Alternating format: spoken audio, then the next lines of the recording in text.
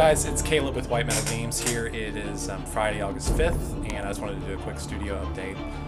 Like I said before, it's been kind of a slow couple weeks. I don't know if it's just the time of year. My eBay sales right now are very good because of the consignment armies, and usually at the top of the month, people get paid.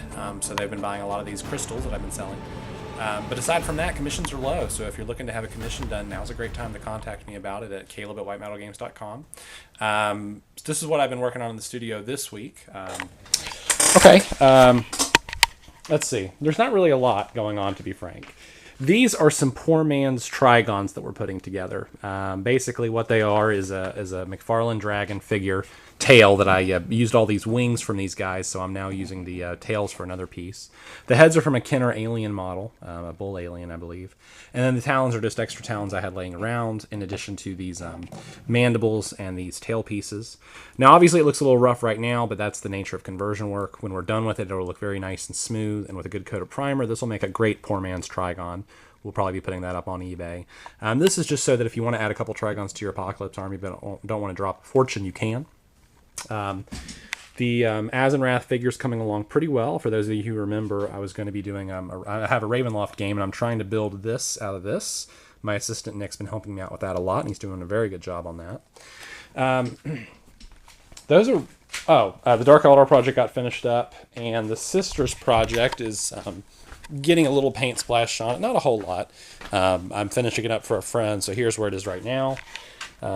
As you can see, not a lot has been done, frankly. I've applied, after the base coat, after the prime coat, or the primer, I base coated it. I did a dry brush of a silvery color. I've begun to apply some color to their tabards. The client wanted red casing on the guns, and I've given them some flesh tone.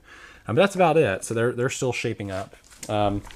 I figured when it was slow, what I could probably do is just catch you up on some old projects of mine. So here's an old project that I put together a few months ago that I haven't painted yet, but I'll be painting it up soon.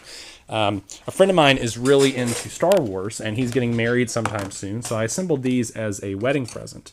These are 4 dreadnoughts. He is a Chaos player, and he's really into Star Wars. So what I did was I assembled 4 dreadnoughts using basic dreadnought kits and then modifying them. Each one of these is made to look like a Star Wars character. The first one, obviously, is a Stormtrooper. He's been primed white. I've sculpted some armor on top of his basic bits. And then this was an old lightsaber toy that we cut in half to create these laser blasts that are coming out of this las cannon barrel. The good news is these actually are dreadnought chassis, so they'll count as a dreadnought just fine and can be used that way. Sorry about that. The battery died. So these are some dreadnoughts that I made for a friend of mine for his wedding. As a wedding gift. He's really into Star Wars. They're basically based on real dreadnought kits. As you can see, most of the bits are dreadnought bits, and then I just modified them quite a bit. These laser bolts coming out of here are bits from a Star Wars lightsaber toy. I occasionally dice up action figures for toys. And then the chest plating here was made from a combination of plastic card and green stuff to make it look like the sculpted chest plate or the breastplate you see on the Stormtroopers. Here's him up close, if you can see him pretty well. Of course, let's see, we got Boba Fett. You can see him pretty close. I gave him some extra little doodads like the smoke launcher up there. I don't think I gave him a jump pack. I think I just let him sort of have his normal backpack. I did give him this cloak bit over here on the side to look like the cloak he used to wear. And then he's standing, it's a little hard to see, but he's standing on a Sarlacc pit. You can see the tentacles riding up out of it. So there's a Boba Fett. He'll be painted, of course, with the blue and all the weathering and stuff. Darth Vader. He'll be mostly black, of course. I actually didn't gloss the helmet because it's already so glossy. I really liked it. And this is one of the figures where the helmet actually comes off. And if I can do it with one hand, there you go. And you can actually see Vader himself there. So that looks kind of neat, kind of fun. Gave him a nice big old cloak, which I thought worked out really well.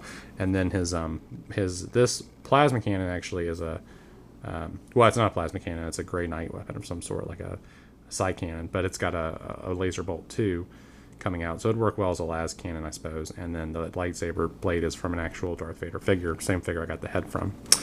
And then finally, to end it all up, this is a Imperial Royal Guardsman. He was kind of fun because he's mostly robed, so he's got this massive robe sort of draped around him. He'll be a lot of fun to paint that way. And then I gave him this Force Pike, which I cut up from a bunch of different stuff to sort of work it out.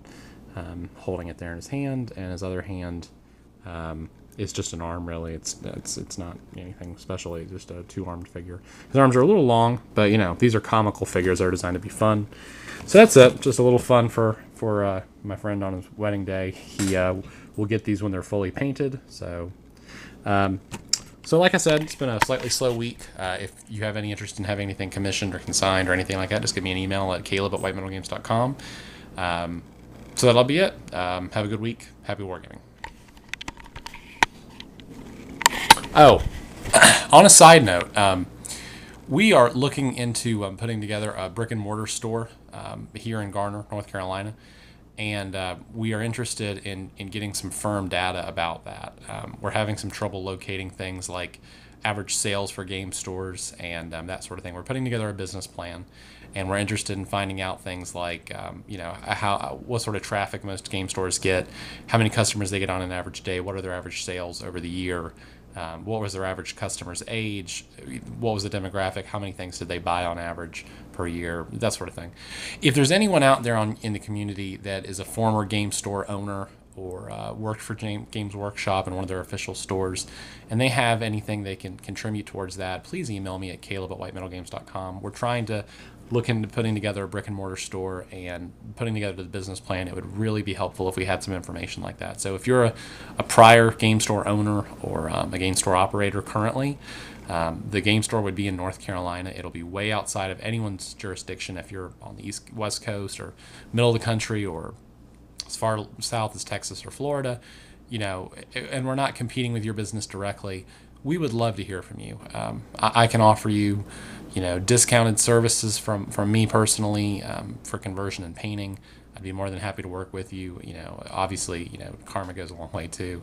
But if you are a previous owner, employee of a game store, even if you just worked in one as a manager or an assistant or in any capacity, and you have firm data like that, something concrete would be best. If you're a current game store owner and you can say, here's my sales over the last year or 3 years or 5 years, the more data, the better, and I would be absolutely in debt to you. So if you can do that, caleb@whitemetalgames.com, I'd be happy to hear from you. Thank you so much, and happy wargaming. Bye-bye.